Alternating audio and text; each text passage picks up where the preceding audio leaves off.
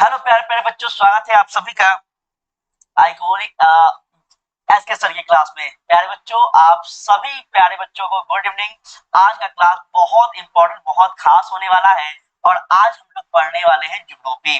प्यारे बच्चों, ज्योग्राफी के अंतर्गत जो आपका पहला बुक है अर्थात मानव भूगोल, मानव भूगोल से संबंधित पहला आपका चैप्टर बहुत इंपॉर्टेंट है, जिसमें हम लोग आज बात करेंगे आपका पूरा का पूरा इस चैप्टर से जुड़ा हुआ जितने भी सब्जेक्टिव क्वेश्चन है जो बार बार एग्जाम में पूछे गए हैं। ठीक है, और इस क्लास के बाद पूरे गारंटी के साथ, पूरे दावे के साथ ये कह सकते हैं जो भी प्यारे बच्चे जो ज्योग्राफी बिल्कुल भी नहीं पढ़े हैं या फिर अभी पढ़ाई शुरू भी किए हैं या फिर डर लग रहा है, हम पूरी कोशिश करेंगे कि आपका ये डर निकल जाएगा और पूरी तरह से बिल्कुल गारंटी होगा कि अगर इस चैप्टर से क्वेश्चन आता है तो मेरे लाडो इससे ज्यादा नहीं आएगा। तो चलिए शुरू करते हैं सेशन को। उससे पहले सारे प्यारे प्यारे बच्चों को एक बार देख लेते हैं। सभी प्यारे बच्चों गुड इवनिंग है। प्रिया, प्रवीण, चलेंगे सभी प्यारे बच्चों गुड इवनिंग। सभी को देख रहे हैं, नीरज सभी को देख रहे हैं, बाबू सभी का स्वागत है। चलेगा, सभी का स्वागत है, सभी का वेलकम है। चलेगा, तो सेशन को शुरू किया जाए। उससे पहले प्यारे बच्चों, अगर आप हमारे चैनल पे नए हैं तो प्लीज आप चैनल को सब्सक्राइब कर देंगे और बेल आइकन को दबा लीजिएगा, ताकि जब कभी भी क्लास हो, क्लास का टाइमिंग आपको पता ही है, सुबह में आपका 10 बजे होता है, शाम को 7:30 बजे और एक आपका 8:30 में लिए जाते हैं। तो कोई भी विषय है अगर आप क्लास 12 का, तो आपको ये सारे के सारे सब्जेक्ट यहाँ पे पढ़ाए जाते हैं, आप लोग निश्चिंत रहें। ठीक है, तो चलिए सेशन को शुरू करते हैं। और प्यारे बच्चों, अगर अच्छा लगे तो आप लोग सेशन को जो है थोड़ा सा लाइक और सब्सक्राइब शेयर भी करते चलेगा। चलिए, तो आज का पहला क्वेश्चन हो उससे पहले कुछ महत्वपूर्ण लाइन आपके लिए, कुछ महत्वपूर्ण लाइन है मेरे लाडलो आपके लिए, जो कि बहुत ही ज्यादा इंपॉर्टेंट है। थोड़ा सा इसको देख लीजिएगा।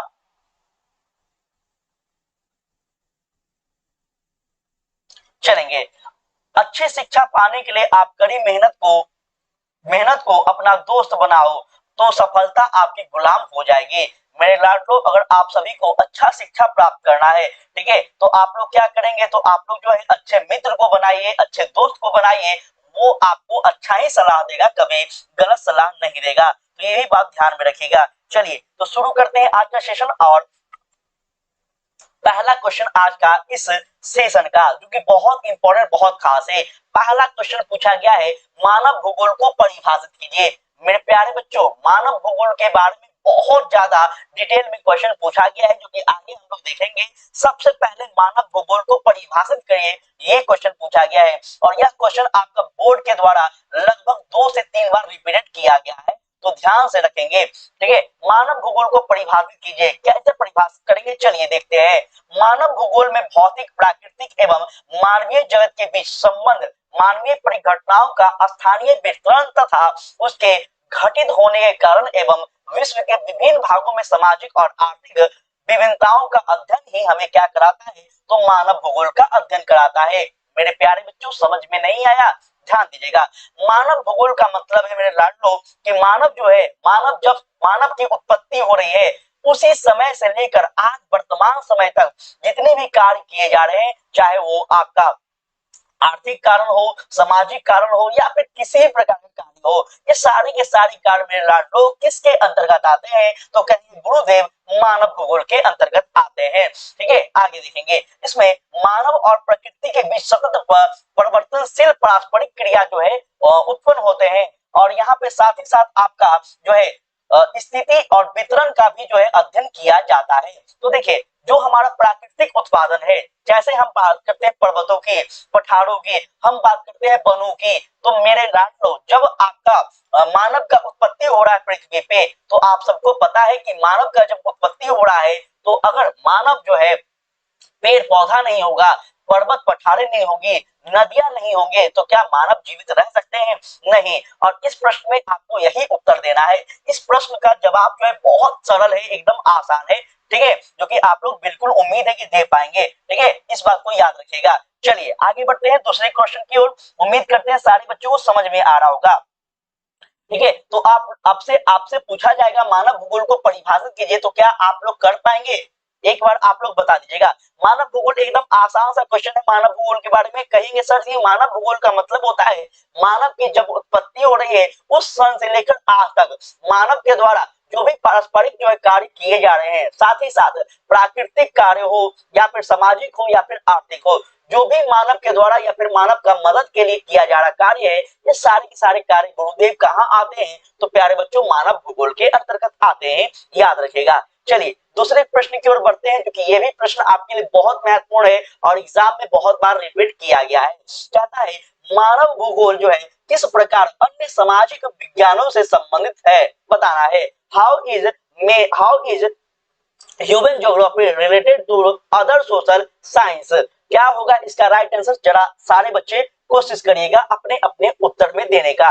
देखेंगे अगर प्यारे बच्चों आपसे पूछ ले मानव भूगोल और इसका सामाजिक विज्ञान के बारे में संबंध पूछ रहा है, ठीक है, तो अभी हमने आपको बताया थोड़ा देर पहले कि जब मानव भूगोल की बात की जाए, जब मानव की बात की जाए, तो मेरे लाडलो जब कभी पृथ्वी पे मानव की उत्पत्ति हो रही है तो मानव से जुड़ा हुआ हर एक कार्य मानव भूगोल के अंतर्गत आ रहा है, ठीक है, चाहे वो किसी भी कार्य का बात कर ले, आर्थिक हो, सामाजिक हो, राजनीतिक हो या फिर कोई भी हो, ठीक है।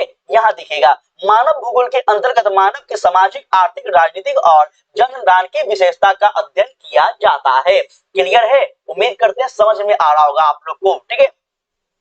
देखिए रट्टा मारने का कोशिश बिल्कुल भी नहीं करेंगे, हम समझा रहे हैं बस अपने शब्दों में, आप लोग जो है समझते चलिएगा, क्योंकि बहुत सारे क्वेश्चन जो है आपके एग्जाम में जो है याद नहीं रहता है, और जब आपको मेरी बात पे ध्यान रहेगा, याद रहेगा, तो आप खुद से भी बनाकर उसको लिख लोगे, ये मेरा गारंटी है। चलेंगे इस विशेषताओं का अध्ययन जो है विशेष रूप से क्रमशः समाजशास्त्र, अर्थशास्त्र, राजनीतिक शास्त्र और आपका जानकीटी में किया जाता है। तो मेरे लाडलो अगर आपसे पूछा जाए कि मानव भूगोल का अध्ययन जो है किस किस रूप में किया जाता है, तो मेरे लाडलो याद रखेंगे सबसे पहले गुरुदेव समाजशास्त्र के अंतर्गत करेंगे, अर्थशास्त्र के अंतर्गत मानव का आर्थिक कामों का अध्ययन करेंगे, ठीक है, राजनीतिक शास्त्र के अंतर्गत मानव के राजनीतिक कार्यों का अध्ययन करेंगे, और जनकांकी का मतलब होता है मेरे बच्चों, जनकांकी का मतलब होता है कि वैसे कार्य जो विविधता, जो बहुत सारे अलग अलग कार्य हैं, ये मानव का है, इन सारे कार्यों का अध्ययन है कहाँ पे करते हैं मेरे गुरुदेव? तो मानव भूगोल के अंतर्गत करते हैं। इस प्रकार मानव भूगोल जो है इन विषयों से संबंधित है, तो आपको याद रखना है मानव भूगोल सारे के सारे विषय से संबंधित है, चाहे हम सोशल की बात कर ले हम या फिर हम आपका टेक्नोलॉजी की बात कर ले, ठीक है। चलिए आगे बढ़ते हैं। चलिए नेक्स्ट क्वेश्चन को देखिएगा क्या कहता है। नेक्स्ट क्वेश्चन कहता है मानव विकास के दो मूलभूत क्षेत्र कौन है, आपको बताना है, ठीक है। मानव विकास के दो मूलभूत क्षेत्रों के बारे में आपको क्या करना है, तो अपने भाषा में लिखना है मेरे बच्चों, अपने भाषा में, ठीक है। क्या आपको पता है मानव भूगोल के दो मूलभूत क्षेत्र कौन से हैं? चलिए देखते हैं, यहाँ पे ध्यान दीजिएगा। सबसे पहले यहाँ पे आप लोग जो है जब कभी भी अपनी कॉपी में उत्तर दे तो पहले अपना टॉपिक जरूर दीजिएगा, ये हम बार बार कहते हैं। इससे होता क्या है कि जब एग्जामिनर कॉपी चेक करेगा तो आपका टॉपिक पहला जो हेडलाइन दिया हुआ रहेगा उसको क्या होगा, उसका ध्यान जाएगा, और इससे वो जो है आपका पूरा पूरा मार्क्स दे देगा। तो यहाँ ध्यान दीजिएगा क्या कहता है, देखिएगा मानव भूगोल के मूलभूत क्षेत्र जो है यह आपका स्वास्थ्य है पहला, और दूसरा है शिक्षा। एक हमने अपने तरफ से जोड़ने का प्रयास किया है जो कि संसाधन है, ठीक है। अब इस बात को समझिएगा, मानव जो है, मानव विज्ञान या फिर मानव व्यक्ति जो है उसका मूलभूत क्षेत्र क्या है, तो गुरुदेव पहला स्वास्थ्य बिल्कुल होना चाहिए, अगर वो स्वस्थ होगा तभी तो हर एक कार्य को कर पाएगा, बिल्कुल बिल्कुल सही है। दूसरा मेरे बच्चों अगर व्यक्ति शिक्षित होगा तभी तो अपने अधिकारों की बात करेगा, अपने चीजों की बात कर लेगा। जैसे फॉर एग्जाम्पल मेरे बच्चों आप देखे होंगे जब आप इतिहासों का अध्ययन करते होंगे तो जो हमारे प्रारंभिक जो मनुष्य थे, या फिर आप इसी चैप्टर में शुरुआत में आप पढ़ते होंगे तो आप देखे होंगे कि जो हमारे प्रारंभिक मनुष्य थे उनके पास ना ही किसी प्रकार का कोई एजुकेशन था, ना ही उनके पास किसी प्रकार का कोई ज्ञान था, कि उनके सामने कोई पौधा भी है तो उस पौधा का उपयोग करना नहीं समझ पा रहे हैं। उनके पास अग्नि तो पहले से था, लेकिन मानव जो है इतना नॉलेज नहीं था उनके पास कि अग्नि का उपयोग कैसे होता है। और एक दिन गलती से दो पत्थरों को आपस में टकराते हैं, जब चिंगारी निकलता है तो उनको ये पता चलता है कि ये क्या है, आग है। लेकिन प्यारे बच्चों ये आग उस समय नहीं आया था, ये आग हमारे कई वर्षों से पहले थे, याद रखिएगा। तो यही बात यहाँ पे कही जा रही है कि जब यहाँ पे मानव का जो है मूलभूत आवश्यकता क्या है, तो पहला तो मेरे बच्चों आप लोग याद रखेंगे स्वास्थ्य है, दूसरा मेरे बात बच्चों शिक्षा है। अगर उनके पास शिक्षा नहीं होगा तो वो किसी भी चीज का प्रयोग करना सीख नहीं पाएंगे। और तीसरा है मेरे बच्चों आपका जो है संसाधन। अगर सर संसाधन ही नहीं होगा तो मानव कैसे होंगे? बिल्कुल राइट आपका आंसर है मेरे प्यारे बच्चों। अगर अगर मैं बात करना चाहूं कि मानव आ गया था धरती पे, मान के चले एग्जाम्पल के लिए मानव धरती पे आ गया था, लेकिन उसके पास संसाधन ही नहीं होता, तो क्या मानव इतने वर्षों तक जीवित रह पाता? एक महत्वपूर्ण क्वेश्चन है, इसमें सोचिएगा। अगर पानी नहीं होता तो क्या जिंदा रहता? अगर हवा नहीं होता तो क्या जिंदा होता? अगर हमारे पास अलग अलग खनिज पदार्थ नहीं होते तो क्या हम जीवित रहते? बिल्कुल नहीं रहते। तो मेरे लाडलो इन 3 पॉइंट को आप अपने नोट डाउन में कर सकते हैं। आगे देखेंगे, इन क्षेत्रों में लोगों की क्षमताओं के विकास जो है ये लोगों से क्या हुआ? एक सेकेंड इसको इरेज कर देते हैं, रुकिएगा। तो देखिएगा यहाँ पे ध्यान दीजिएगा, कह रहा है इन क्षेत्रों में लोगों की क्षमताओं के विकास से लोगों के विकल्प में क्या हुआ? वृद्धि होने लगा, जिसमें मानव का विकास भी होना प्रारंभ हो गया। स्वास्थ्य का मूल्यांकन जन्म के समय जीवन प्रत्याशा से किया गया है। उच्च जीवन प्रत्याशा का अर्थ होता है लोगों के पास आर्थिक दीर्घ और आर्थिक स्वास्थ्य की जीवन में क्या हो? वृद्धि हो। हमने आपको क्या बोला? अगर कोई व्यक्ति स्वस्थ होगा तभी तो वो क्या होगा? हर एक कार्य को कर पाएगा और अच्छे ज्यादा दिनों तक जीवित रह पाएगा। तो ये बात ध्यान में रखिएगा। दूसरा पॉइंट यहाँ पे देखेंगे, अगर हम बात कर ले प्रौढ़ का मतलब होता है बुजुर्ग, तो प्रौढ़ साक्षरता दर और सकल नामांकन अनुपात से ज्ञात होता है कि जो आपका ज्ञात होता है ज्ञान पहुंच को प्रदर्शित करता है। संसाधन जो है संसाधन तक पहुंच के क्रम से इन पर निर्भर होता है। ये बातें आपको याद रखना है। हमने आपको क्या बोला? इस बात को ध्यान मत दीजिए। हम आपको बोले कि मानव का जो है ये 3 मूलभूत आवश्यकता जरूरी है। पहला स्वास्थ्य, दूसरा शिक्षा और तीसरा संसाधन। ये तीनों मानव के लिए जीवित रहने के लिए बहुत जरूरी है, याद रखेंगे। हम आपको मतलब बता ही दिए स्वास्थ्य क्यों जरूरी है, शिक्षा क्यों जरूरी है और संसाधन क्यों जरूरी है। तो मेरे ख्याल से मेरे बच्चों अगर आपसे पूछा जाए मानव के मूलभूत आवश्यकता के बारे में आप चर्चा करें तो आप बिल्कुल कर पाएंगे, ये मुझे उम्मीद है। चलिए आगे बढ़े, नेक्स्ट क्वेश्चन दिखेगा। आप लोग जो है थोड़ा सा यहाँ पे ध्यान दीजिए ना, ऑब्जेक्टिव हम नहीं पढ़ा रहे हैं, सब्जेक्टिव पढ़ा रहे हैं, तो इसका मतलब ये नहीं कि आप लोग बात करने लगे। यहाँ ध्यान दीजिएगा ना तो ज्यादा समझ में आएगा। हम बोल क्यों रहे हैं? हम ये पीडीएफ आपको ग्रुप में भी दे सकते थे, लेकिन हम यहाँ पे बोलकर समझा रहे हैं इसलिए ताकि आपको मेरे बातों को ध्यान रहेगा। ठीक है, कोई भी पढ़ने का जो अच्छा तरीका होता है बाबू, याद रखिएगा, कोई भी पढ़ने का अच्छा तरीका होता है जब आप कितना भी बुक पढ़ लीजिए, कितना भी रट्टा मार लीजिए, लेकिन जब सुनेंगे ना किसी व्यक्ति से तो ज्यादा याद रहता है। इसलिए आपको यहाँ पे पढ़कर बताया जा रहा, समझाया जा रहा है। ठीक है, बाकी आपकी मर्जी, देखिएगा। चौथा नंबर प्रश्न है मेरे बच्चों, क्या कहता है देखिएगा। कहता है मानव विकास सूचकांक के आधार पर, ठीक है, देशों का वर्गीकरण जो है किस प्रकार से किया जाता है। प्यारे बच्चों, हम जो ऑब्जेक्टिव जब करवाए थे तो बहुत विस्तार से, बहुत डिटेल में हम आपको बताए थे मानव विकास सूचकांक क्या होता है, इसकी प्रारंभ जो है किसके द्वारा कब किया गया था, ये सारी बातें। चलिए फिर से एक बार यहाँ पे देख लेते हैं थोड़ा सा, ताकि आप लोग एग्जाम में लिख पाए।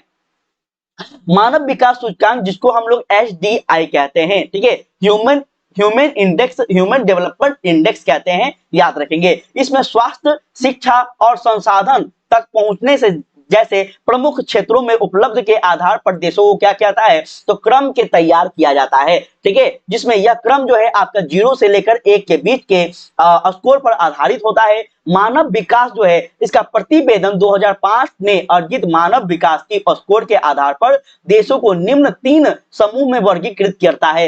ये निम्न 3 जो समूह है वो कौन कौन से है, इसको भी देख लेते हैं। तो देखिएगा थोड़ा सा यहाँ पे आपको धुंधला दिख रहा होगा, लेकिन समझेंगे, बहुत इंपॉर्टेंट है।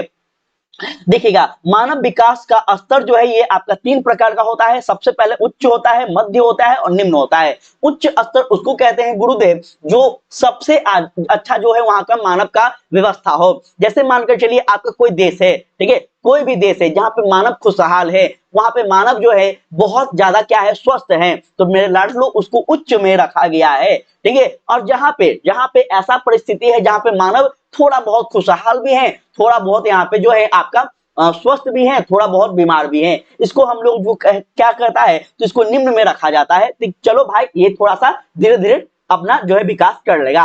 और आपका मध्य में रखा जाता है, निम्न में उसे रखा जाता है मेरे बच्चों जो कि बहुत ही खराब कंडीशन है, जो कि अभी उसको विकास करने में बहुत ज्यादा समय लगेगा, इसको निम्न के अंतर्गत रखा जाता है। तो अगर आपसे पूछा जाए मानव विकास का जो सूचकांक है या कितने आधारों में विभाजन है, तो आप लोग बताएंगे सर जी 3, एक उच्च होता है, एक मध्य होता है और दूसरा आपका निम्न होता है। अगर आपसे क्वेश्चन यहाँ पे उलट कर पूछ ले कि भारत जो है, भारत यह किसके अंतर्गत आता है, क्या बोलेगा? तो कहेंगे सर आप पढ़ा चुके हैं और आपके विद्यार्थी होने के नाते हम एक भी क्वेश्चन गलत नहीं करेंगे, याद रखेंगे। भारत जो है मेरे बच्चों यह आपका जो है यह मध्य के अंतर्गत आता है, ठीक है, मध्य के अंतर्गत। साथ ही साथ अगर आपसे पूछ ले कि 2024 का जो मानव विकास सूचकांक, ठीक है, रिपोर्ट आया है, इसमें भारत का स्थान कौन सा है, तब क्या बोलिएगा मेरे बच्चों? इसमें भारत का जो स्थान है यह आपका 134वां नंबर है, ये आपको रैंक याद रखना है, ठीक है। ये सारे कुछ महत्वपूर्ण पॉइंट है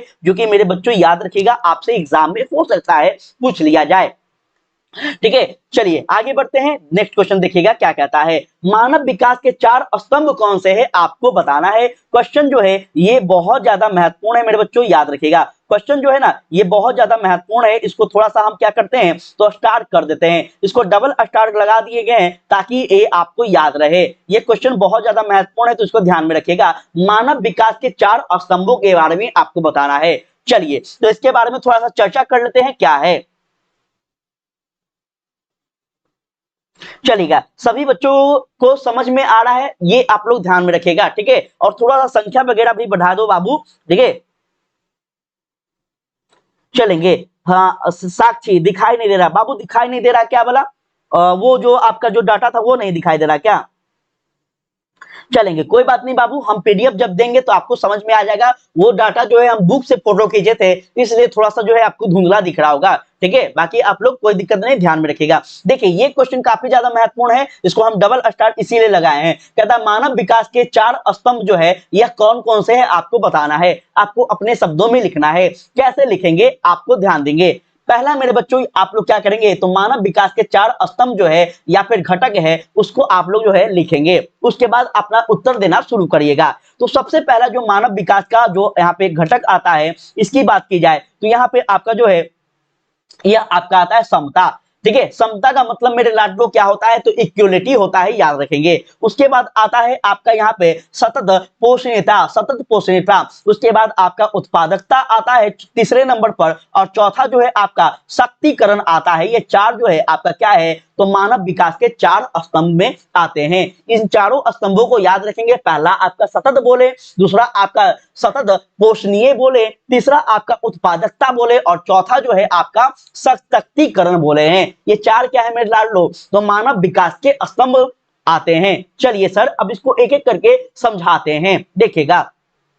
सबसे पहले मेरे बच्चों अगर हम बात कर ले समता के बारे में, समता का अर्थ है कि लोगों के लिए, लोगों को क्या किया जाए, लिंग के आधार पर, प्रजाति के आधार पर, आय के आधार पर, आदि बहुत सारी चीजों के आधार पर क्या हो तो उसमें भेदभाव ना किया जाए। आप लोग जब पॉलिटिकल साइंस पढ़ेंगे तो आप पढ़ेंगे आर्टिकल 15, मेरे लाडो याद रखेंगे, अनुच्छेद 15 के अंतर्गत जो है ये क्या आता है तो समता का अधिकार आता है। मेरे बच्चों हमारे संविधान में आर्टिकल 15 जो है ये हमें ये बताता है कि किसी व्यक्ति के साथ उसके जाति के आधार पर, उसके लिंग के आधार पर, उसके धर्म के आधार पर या फिर आर्थिक रूप से, सामाजिक रूप से किसी परिस्थिति में उस व्यक्ति के साथ हम भेदभाव नहीं करेंगे। ये पहला पॉइंट था मेरे लाडलो जो कि मानव विकास का ये पहला पॉइंट आता है।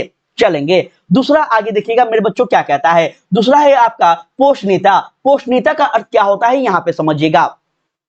तो पोषणीयता का अर्थ है मेरे लाडलो अवसरों की उपलब्धता। क्या है? अवसरों की उपलब्धता, निरंतरता, जिसे प्रत्येक पीढ़ी को समान अवसर मिलना चाहिए। जैसे फॉर एग्जांपल ध्यान दीजिएगा, जैसे फॉर एग्जांपल अगर आप लोग हैं, आप लोग जो है बच्चे हैं, आप लोग 10th के एग्जाम दे रहे हैं, उसके बाद आप लोग 12th ग्रेजुएशन देंगे, 12th देंगे, ग्रेजुएशन देंगे, जॉब करेंगे। इस प्रकार से मानकर चलिए आपके बाद वाला जो पीढ़ी आता है उस बच्चे को ऐसा जो है अपॉर्चुनिटी ना मिले कि आपको जॉब करने का, एग्जाम देने का, तो ये क्या हो गया, ये उनके साथ जो है गलत हो गया। उनको जो है अवसर जो है नहीं दिया जा रहा है, उनको जो है उनको जो है आपको क्या दिया जा रहा है, अवसर जो है नहीं दिया जा रहा है और इस प्रकार से उनके साथ भेदभाव किया जा रहा है। ये दूसरा पॉइंट था। तीसरा पॉइंट देखेंगे उत्पादकता। उत्पादकता का मतलब क्या है मेरे बच्चों, तो एकदम आसान सा क्वेश्चन है, उत्पादकता समझिएगा। उत्पादकता का अर्थ होता है लोगों में क्षमताओं का क्या है तो निर्माण करके मानव श्रम उपलब्ध में वृद्धि करना, इसी को उपलब्धता कहते हैं। जैसे जैसे फॉर एग्जांपल मानकर चलिए, पहले के जो नागरिक थे, पहले के जो लोग थे, वो सर क्या करते थे, हाथों से हर चीज को बनाया करते थे, ठीक है, पहले के लोग। लेकिन मेरे लाडलो जैसे जैसे समय बीत रहा है वैसे वैसे डेवलप हो रहा है हमारा कंट्री भी, हमारा समाज भी, और अब हम देख रहे हैं कि जो नागरिक पहले थे वो मशीनीकरण पे विश्वास नहीं करते थे, उनको मशीन नहीं चलाने आता था। वही आज की बात कर ले तो आज के जो नागरिक है वो हर एक काम मशीन पे ही निर्भर होते हैं। आज के जो नागरिक है वो हर एक काम गूगल से पूछ के कर रहे हैं। तो ये क्या हो गया मेरे लाडलो, ये आपका जो है समय के अनुसार व्यक्ति में क्या हो गया, आपका श्रम का करने का, काम करने का जो है तरीका भी वृद्धि हो रहा है, याद रखेंगे, ठीक है। आगे देखिएगा, आगे देखिएगा आगे क्या कहता है। अब हम बात करेंगे आपका चौथा नंबर पॉइंट जो कि काफी महत्वपूर्ण है, सशक्तिकरण। प्यारे बच्चों, सशक्तिकरण नाम का जो शब्द है ये खास करके आप महिलाओं के बारे में देखेंगे। महिलाओं के बारे में अक्सर जो है सरकार क्या करती है तो सशक्तिकरण का काम करती है। सर सशक्तिकरण का सीधा सीधी मतलब बताइए क्या होता है मेरे बच्चों। सशक्तिकरण का मतलब होता है किसी व्यक्ति में क्या करना तो उसको बेहतर बनाना, उसको आत्मनिर्भर बनाना, इसी को हम सशक्तिकरण कहते हैं, याद रखिएगा। चलिए यहाँ पे अपने शब्दों में थोड़ा सा समझ लेते हैं क्या कहता है। सशक्तिकरण का अर्थ है अपने विकल्प चुनने के लिए क्या करना तो शक्ति प्राप्त करना, शक्ति प्राप्त करना। इसका सबसे सुंदर उदाहरण हम आपको प्रेजेंट करेंगे। प्यारे बच्चों, पहले का जो समय था उसमें महिलाओं का जो है भागीदारी कम होता था। आप लोग इतिहास को पढ़ते होंगे, इस बात को जानते होंगे। पहले का जो समय था मेरे बच्चों, वो नीची जो जाति थी, जो निम्न जाति थी, उसके साथ भी भेदभाव होता था। तो क्या होता था सर, उसका जो स्किल है उसको दबा दिया जाता था, उसके साथ भेदभाव होता था। जब आज का समय आया तो सरकार जो क्या है तो सरकार सभी के लिए सशक्तिकरण योजना लेकर आ गई है। इसका मतलब क्या है सर, इसका मतलब ये है कि वो सारे के सारे व्यक्ति जो कमजोर थे या फिर महिलाएं जिनको अधिकार नहीं था, उन सभी को शक्ति प्राप्त किया गया है कि आप अपने मन से कार्य करिए, आपके साथ सरकार है, ठीक है। और इसी को मेरे लाडलो क्या कहा गया है, सशक्तिकरण कहा गया है। जैसे फॉर एग्जाम्पल एक और सुंदर एग्जाम्पल आपके सामने रखते हैं। फॉर एग्जाम्पल आप मानकर चलिए आप लोग 4 भाई बहन हैं, ठीक है, 4 भाई बहन है, लेकिन उसमें से एक कोई आपका भाई या फिर बहन है जो कि थोड़ा सा कमजोर है, किसी कारण से शारीरिक रूप से कह लीजिए या फिर मानसिक रूप से कह लीजिए, वो थोड़ा सा कमजोर है। तो तीसरे जो और सारे जो भाई बहन उसकी अपेक्षा में मम्मी पापा जो हैं वो उसका ज्यादा ख्याल रखेंगे। क्यों रखेंगे, क्योंकि वो जो है शारीरिक रूप से या फिर मानसिक रूप से थोड़ा सा कमजोर है और उसको जरूरत है कि उसको थोड़ा सा क्या मिले तो मम्मी पापा का सहारा मिले। इसी को मेरे बच्चों क्या कहा गया है, सशक्तिकरण कहा गया है। उम्मीद करते हैं समझ में आया होगा। चलिए आगे बढ़ें, चलिए आगे बढ़ते हैं, ध्यान देना। देखो अब आपसे पूछा गया है प्रश्न नंबर 6 जो कि जन्म दर एवं मृत्यु दर के बीच अंतर पूछा गया है। प्यारे बच्चों, अगर आप हमारा ज्योग्राफी का पहले का क्लास देखे होंगे तो हम बहुत विस्तार से आपको समझाए थे ऑब्जेक्टिव क्लास में ही कि जन्म दर क्या होता है, मृत्यु दर क्या होता है। चलिए यहाँ पे थोड़ा सा समझ लेते हैं इस प्रश्न को, ताकि आकर आपके एग्जाम में आ जाए तो आप लोग स्किप ना कर दें। देखेंगे प्यारे बच्चों, यहाँ ध्यान दीजिएगा क्या कहता है, देखिएगा यहां ध्यान दीजिएगा। कहता है किसी भी देश में जो है एक वर्ष के प्रति हजार व्यक्ति पर जन्म लेने वाले जो जीवित बच्चे होते हैं उसकी जनसंख्या जो है संख्या को जन्म दर कहा, मरने वाले को जो है मृत्यु दर कहा जाता है। जैसे फॉर एग्जाम्पल हम बात कर ले अपने बिहार की बात की जाए सर, बिहार की, तो देखिए बिहार में जो है 2023 में सरकार क्या कर रही थी मेरे बच्चों, तो सरकार जो है बिहार में ये डाटा जो है आपका योजना चलाई थी कि पूरे जो आपका क्षेत्र है, बिहार का जितना भी क्षेत्र है उस क्षेत्र में आपका क्या किया जाए, सर्वे किया जाए। सर्वे किस चीज का किया जाए मेरे बच्चों, तो सर्वे इस चीज का किया जाए कि 2023 में जो है कितने बच्चे जन्म के समय मृत्यु को प्राप्त हो गए और कितने बच्चे जो है आपका जो है आगे जीवित हो गए। इसी को क्या कहा गया मेरे बच्चों, इसी को जन्म दर और मृत्यु दर कहा गया है। इसके आधार पर क्या होता है सर, तो इसके आधार पर उस क्षेत्र की जनसंख्या निर्भर करती है। फॉर एग्जाम्पल अगर हम बात करना चाहें 2023 में 1 लाख बच्चों का जन्म हुआ, फॉर एग्जाम्पल उसमें से 10,000 बच्चे जो है किसी कारण से उनका मृत्यु हो गया, उनका देहांत हो गया। अब सरकार जो है सारे हॉस्पिटल के द्वारा या फिर हम कह ले डोर टू डोर सर्वे करती है, तो ये पता चलता है कि इतने बच्चे जन्म लिए थे जिस कारण से किसी कारण से इनका मृत्यु हो गया। इससे सरकार को मदद क्या मिलेगा सर? तो इससे सरकार को मदद ये मिलता है कि हमारे राज्य में बच्चों की संख्या जो है ये लगातार बढ़ रही है। दूसरा मदद ये मिलता है मेरे बच्चों कि बच्चों की जो संख्या है ये घट क्यों रही है, ठीक है। अगर किसी बच्चे का मृत्यु हुआ तो क्यों हुआ, ठीक है। ये सारी चीजों पे मदद मिलती है और सरकार जो है आगे और भी बेहतर योजना लाती है ताकि किसी बच्चे का मृत्यु ना हो जाए, ठीक है। ये बात आप लोग रखिएगा याद। आगे हम यहाँ पे थोड़ा सा समझा देते हैं, देखिएगा।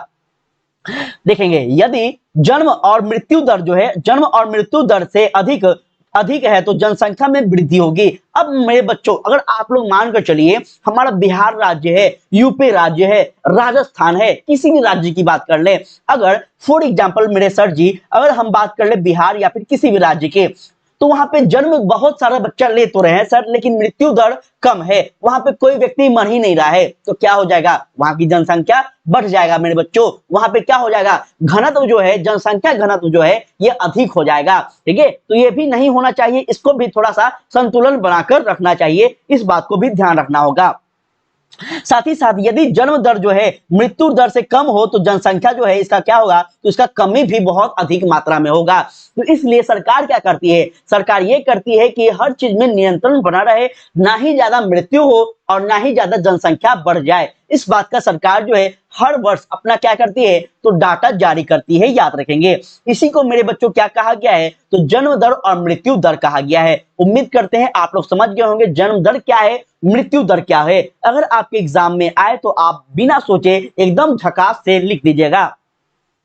आगे देखेंगे जन्म दर में केवल जन्म लेने वाले बच्चों को सम्मिलित किया जाता है, किंतु मेरे लाडलो मृत्यु दर जो है ये सभी आयु के जो है सम्मिलित होते हैं। चाहे हम अगर हम बात कर ले 1 वर्ष के बच्चा, चाहे हम बात कर ले 20 वर्ष के, चाहे हम बात कर ले 40 वर्ष या फिर 60 वर्ष, हर एक नागरिक का जो है इसमें डाटा जारी किया जाता है, ठीक है। कि बिहार में जैसे पटना में कितने लोग जो है 2023 में मृत्यु हो गया, 2024 में कितने का मृत्यु हो गया, कितने लोग जन्म लिए, ये सारे डाटा जो है सरकार के पास होता है। तभी तो सरकार जो है ना इस बात का पता करेगा कि मेरे राज्य में कितने लोग जनसंख्या है कितना नहीं है, इस आधार पे जो है कोई योजना आता है, ठीक है। तो ये बात याद रखिएगा। चलिए आगे बढ़ें,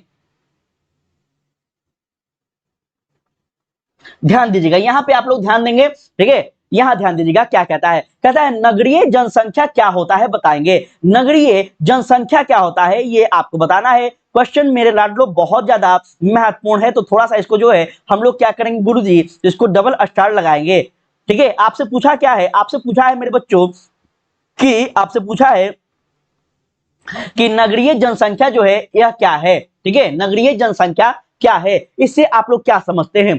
चलिए नगरीय जनसंख्या वह जनसंख्या होता है जो नगरों में निवास करती है, जो नगरों में निवास करती है। जैसे मानकर चले सर बिहार की बात, बिहार में आपका 38 जिला है मेरे बच्चों, आपको पता होगा, लेकिन यहाँ पे नगर कौन है सर? तो आपका पटना नगर है, ठीक है। और पटना नगर में आपका जनसंख्या कितना है? जनसंख्या कितना है इसका पता कैसे चलेगा? तो इसी को नगरीय जनसंख्या कहा गया है, याद रखिएगा। चलिए तो नगरीय जनसंख्या आप लोग उम्मीद करते समझ गए होंगे। नगरीय जनसंख्या मुख्य रूप से जो है विशेषताएं उच्च वृद्धि दर, उच्च घनत्व दर और उच्च शिक्षा स्तर को क्या करता है? निम्न लिंग अनुपात पे ये है जो आधारित होता है, ठीक है, आधारित होता है। तो इसको भी याद रखेंगे, ठीक है। जैसे मानकर चलिए अगर आपका नगर है तो जाहिर सी बात है भाई नगर में कौन लोग रहते हैं? पैसे वाले लोग रहते हैं, और जिनके पास पैसा होगा उनके पास क्या होगा?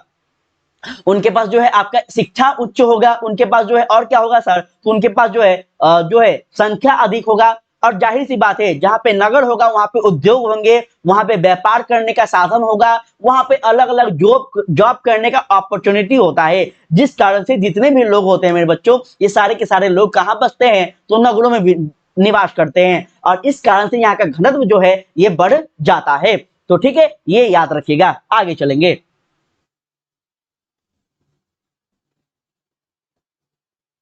एक सेकंड थोड़ा सा देख लेते हैं। कुछ बच्चे हैं जो कि यहाँ पे पढ़ाई नहीं कर रहे, बस इधर उधर का बात कर रहे हैं।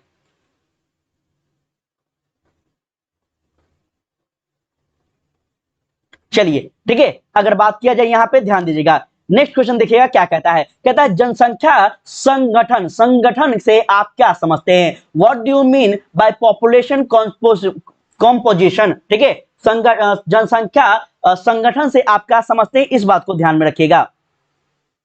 चलिए तो देखेंगे इस प्रश्न को क्या करेंगे, अगर इसका उत्तर देना होगा तो आप लोग कैसे दीजिएगा, इसकी बात करें। जनसंख्या संगठन या फिर जनसांख्यिकी की संरचना जो है, यह जनसंख्या की उन विशेषताओं को कहा जाता है जिनकी माप की जा सकती हो या फिर जिनकी मदद से दो विभिन्न प्रकार के व्यक्तियों का समूह में अंतर स्पष्ट किया जा सकता हो। नहीं समझे? देखिए मेरे बात को समझेंगे। जनसंख्या संगठन या फिर जनसांख्यिकी संरचना हम उसको कहेंगे मेरे लाड लोग, जो कि क्या होता है, जो कि माप किया, किसी भी चीज का माप तोल किया जा सकता हो या फिर किसी प्रकार के दो व्यक्तियों के बीच जो है आपका अंतर स्पष्ट करता हो। जैसे मानकर चले एक आपका ए पर्सन है, एक आपका बी पर्सन है।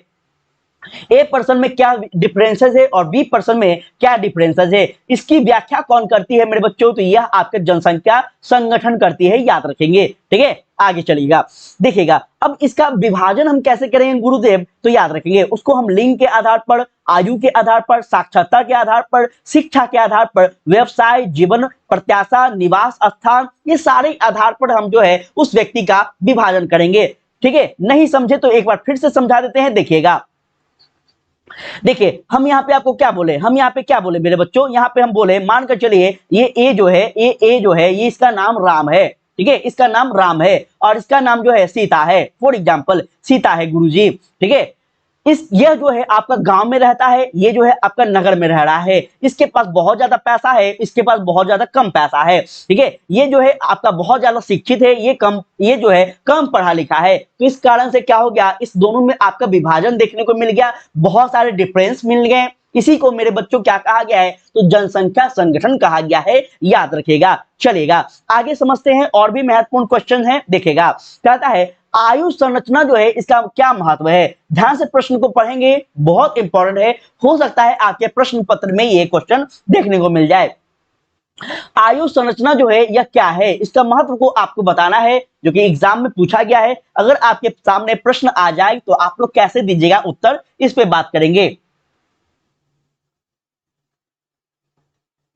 चलेंगे। Sonu good morning, good evening बाबू, स्वागत है बाबू, स्वागत है सभी का। ठीक है, जो भी बच्चे जिनको भी समझ में आ रहा है उनका स्वागत है, जिनको समझ में नहीं आ रहा है तो बाबू आपसे यही विनती करेंगे कि आप लोग पढ़ाई कीजिए, अब समय नहीं बचा है। ठीक है, समय नहीं बचा है बच्चा, तो आप लोग पढ़ाई करें। ठीक है, देखिए और जो भी यहाँ पे करवाया जा रहा है ना, भरोसा रखिए, पीडीएफ को हम इसीलिए दे रहे हैं। ठीक है, ताकि आपके एग्जाम जब आ जाए, एग्जाम देकर आइएगा, मेरा पीडीएफ को मिलाएगा, क्वेश्चन ना लड़ेगा तो गारंटी हम देते हैं आप जो बोलिएगा सो। ठीक है, बहुत ज्यादा मेहनत करने के बाद, रिसर्च करने के बाद यहाँ पे कोई भी क्लास आता है, ऐसा ही नहीं उठा कर ले कर आ जाते हैं। ठीक है, तो थोड़ा सा भरोसा करिए। आप लोगों को लग रहा होगा कि ऐसा ही हम करवा रहे हैं, लेकिन ऐसा कुछ नहीं है मेरे बच्चों, सारे क्वेश्चन आपके लिए महत्वपूर्ण है। अगर आपका ज्योग्राफी का चैप्टर नंबर 1 से किसी भी क्वेश्चन को टच किया जाता है तो इसमें से ज्यादा बाहर नहीं आएगा, ये हम बार बार बोल रहे हैं, ध्यान रखेंगे। चलिए अब हम समझते हैं प्रश्न नंबर 9 कहता है आपका आयु संरचना का महत्व के बारे में। ध्यान दीजिएगा मेरे बच्चों, यहां पे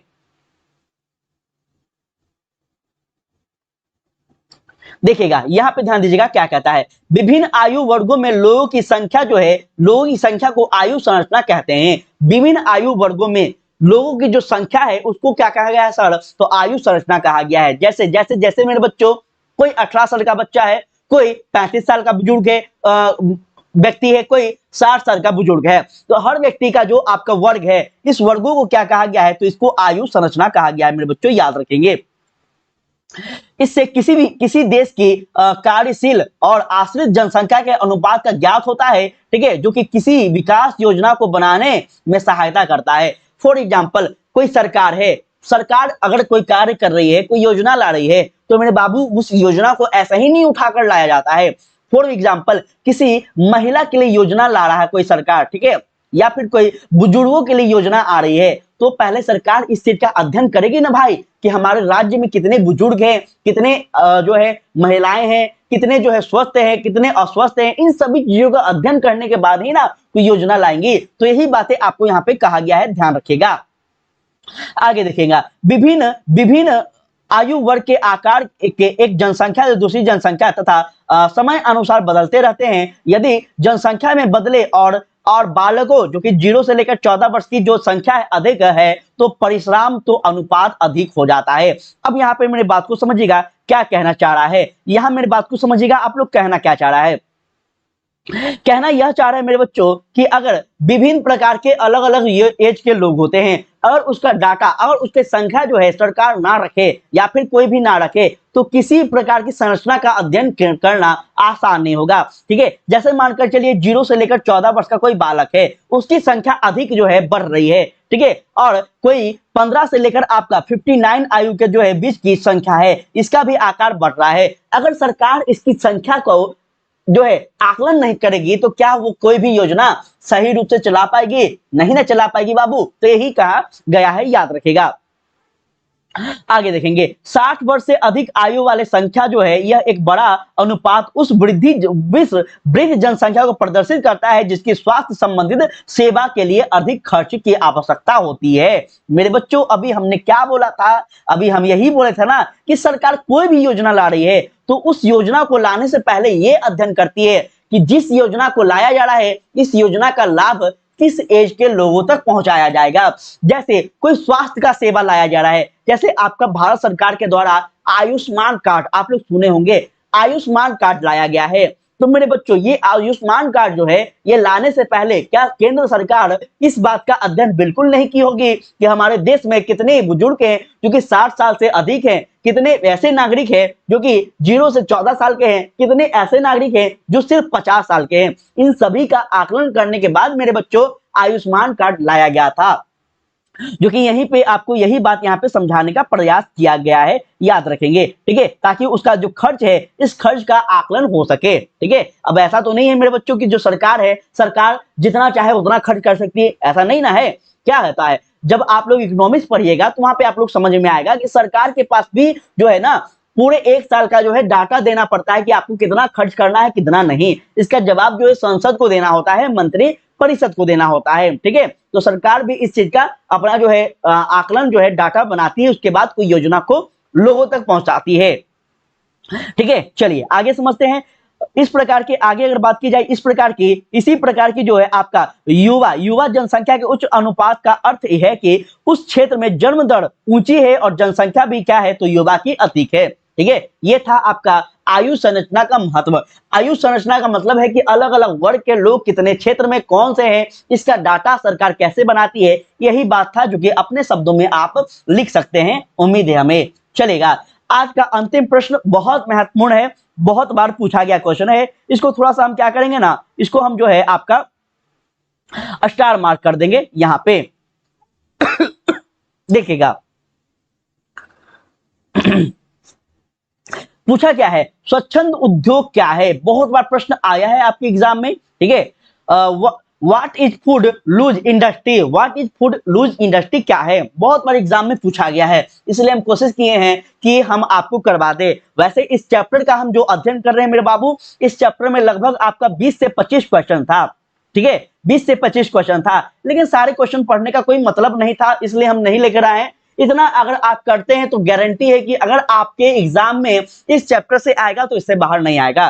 ठीक है, इसको ध्यान में रखिएगा। चलिए देखते हैं इसके मतलब क्या होता है, स्वच्छ उद्योग का मतलब क्या होता है। देखिएगा, स्वच्छ उद्योग उस हल्के उद्योग को कहा जाता है जो कि अवस्थिति का चुनाव करते हुए अपेक्षाकृत स्वतंत्र होते हुए भी और परंपरा कारकों पर आधारित नहीं होता है।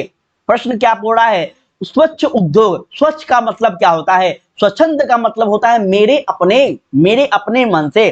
ठीक है, मानकर चलिए हमारा मन है जो है कि हम खेती करें, हमारा मन है कि हम इंडस्ट्री लगाएं, तो ये मेरे लाडलो क्या हो गया, यही आपका उद्योग हो गया। यहाँ पे क्या बोल रहा है, यहाँ पे आपको क्या बोल रहा है कि स्वच्छ उद्योग उसको कहते हैं जो हल्के उद्योग होते हैं और अवस्थिति के चुनाव के अनुसार जो है अपेक्षाकृत, अपेक्षा का मतलब होता है अपने, देखिए अपने अकॉर्डिंग स्वतंत्र रूप से होते हुए भी क्या करना तो आधारित करना। ठीक है, ये आपका होता है क्या मेरे बच्चों, तो यही आपका जो होता है स्वच्छंद उद्योग होता है, याद रखिएगा। आगे चलते हैं, इसके बारे में और डिटेल देखिएगा।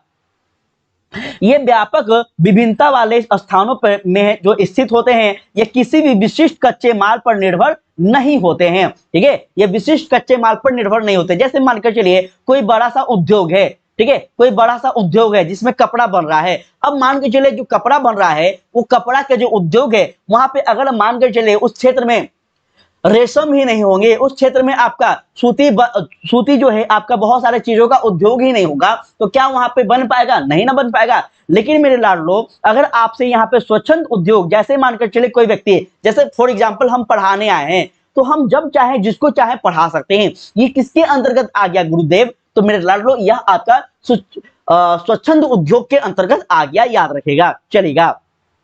जो कि जो है क्या होता है, तो ये किसी पर निर्भर नहीं होगा, ठीक है, ये किसी पर निर्भर नहीं होगा, जब मन करेगा जो करेगा कर सकता है, इसी को को कहा गया है, ठीक है। इसमें उत्पादन जो है कम मात्रा में होता है ऐसे, एवं श्रमिकों को जो है कभी कभी जो है कम आवश्यकता नहीं होती है, ठीक है। सामान्यतः ये उद्योग प्रदूषण नहीं फैलाते हैं, ठीक है, ये जो उद्योग है मेरे बच्चों ये प्रदूषण नहीं फैलाते हैं। जैसे मानकर चलिए हम किसी भी और उद्योग की बात कर ले, जैसे इंडस्ट्री होता है, बहुत ज्यादा कारखाना होता है, तो कारखाना क्या होता है, हमारे देश में हमारे राज्य में जो कारखाना होते हैं ये बहुत ज्यादा प्रदूषण फैलाते हैं ना, वायु प्रदूषण फैलाते हैं, आपका वाटर पॉल्यूशन फैलाते हैं, ये सारे। लेकिन जो स्वच्छंद उद्योग है ये हमारे अपने मन के अकॉर्डिंग होता है, तो इसमें कौन उद्योग आएगा? तो सर इसमें जो है आपका छोटा उद्योग आएगा। स्वच्छंद का मतलब होता है कि जिसके पास कम पैसा हो, मान के चलिए हम कुछ करना चाह रहे हैं, हमारे पास इतना ही पैसा है, तो हम वो क्या करेंगे, हम छोटा सा व्यापार करेंगे, और ये व्यापार मेरे बच्चों स्वच्छंद उद्योग के अंतर्गत आ गया। ये जो है पर्यावरण को भी, हमारे राज्य को भी, हमारे देश को भी किसी प्रकार से कोई ना जो है हानि भी नहीं पहुंचाएगा। और सबसे बड़ी बात है कि इस उद्योग के अंतर्गत जो है आप अपने मन के मालिक होंगे, किसी दूसरे के मन के मालिक नहीं होंगे। क्लियर है? आगे देखेंगे। अतः इन्हें आवासीय क्षेत्र के निकट लाया जा सकता है। ऊर्जा की आवश्यकता सामान्यतः बिजली के रूप में राष्ट्रीय ग्रिड के पूरी होती है, और साथ ही साथ अंतिम उत्पादन जो है छोटे होते हैं, जो आसानी से परिवहन के योग्य से क्या होता है, पूरा हो जाता है। इस अवस्थिति में सड़कों का जो है, सड़कों मार्गों के निकट जो है होना आवश्यक है। तो ये था आपका स्वच्छंद उद्योग के बारे में। उम्मीद करते हैं मेरे बच्चों आपको समझ में आया होगा।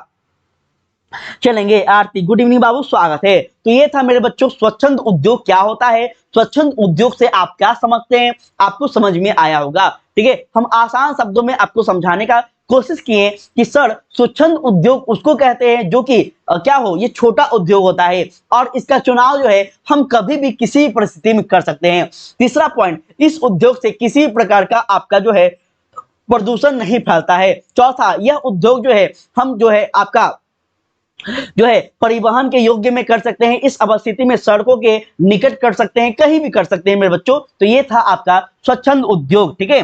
चलिए, तो कैसा रहा क्लास जरूर बताएंगे। अगर क्लास समझ में आया, अच्छा लगा, तो मेरे बच्चों आप लोग चैनल को जरूर सब्सक्राइब कर दीजिएगा। क्लास 12 से सारे विद्यार्थी, क्लास 12 के जो भी विद्यार्थी हैं, जो भी सब्जेक्ट आपको डाउट है, आपको समझ में नहीं आते हैं, मेरे बच्चों आपको हम यहाँ पे बहुत विस्तार से पढ़ाते हैं, ठीक है। और यही सब क्लास जो है ना अभी आप लोग क्रैश कोर्स या फिर कहीं पे बैच लेकर पढ़ेंगे, क्योंकि हम नहीं चाहते हैं कि आप लोग का पैसा व्यर्थ में बर्बाद हो जाए, ठीक है। आप लोग बस इस चैनल पे बने रहिए। सुबह 10 बजे, 7:30 बजे शाम को, और 8:30 बजे आपका जो है 3 टाइम क्लास होते हैं मेरे बच्चों, ठीक है। जो कि आप लोग अगर कंटिन्यू रहेंगे, चैनल को सब्सक्राइब करके बेल आइकन दबा लेंगे, तो समय समय पे जब कभी भी क्लास होगा, इस क्लास का नोटिफिकेशन आप तक खुद पहुंच जाएगा। आपको चिंता करने की जरूरत नहीं है, ठीक है। साथ ही साथ मेरे प्यारे बच्चों, इसका पीडीएफ अगर आप हमारे लेने चाहते हैं तो आपको व्हाट्सएप ग्रुप में जुड़ना होगा, जिसका लिंक हमारा चैट बॉक्स और डिस्क्रिप्शन दोनों जगह दिया गया है।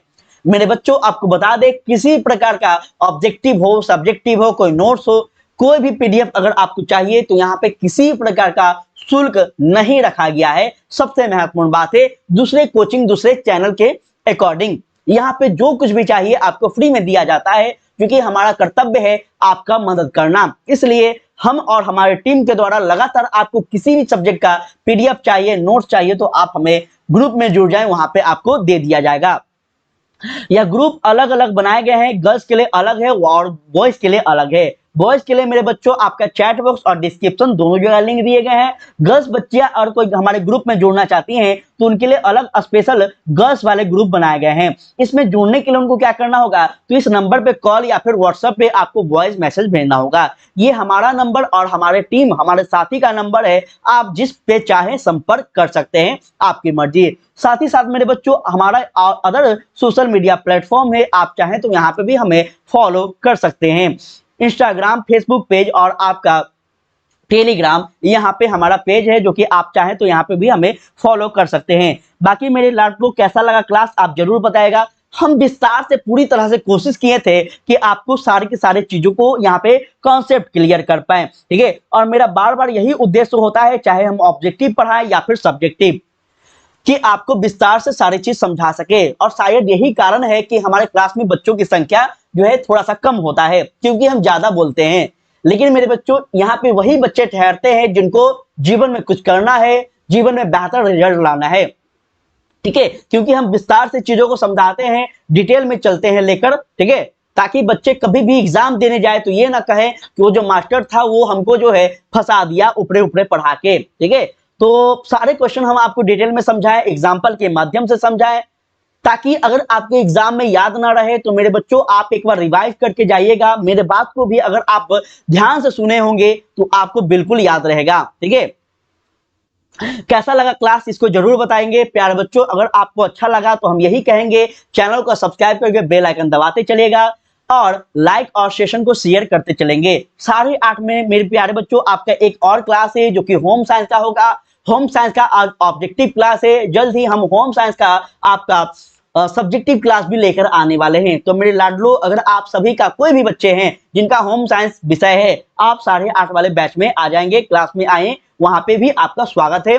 आज का क्लास यहीं पे करेंगे समाप्त। कैसा लगा क्लास आप जरूर बताइएगा, बाद में भी आप हमें कमेंट करके।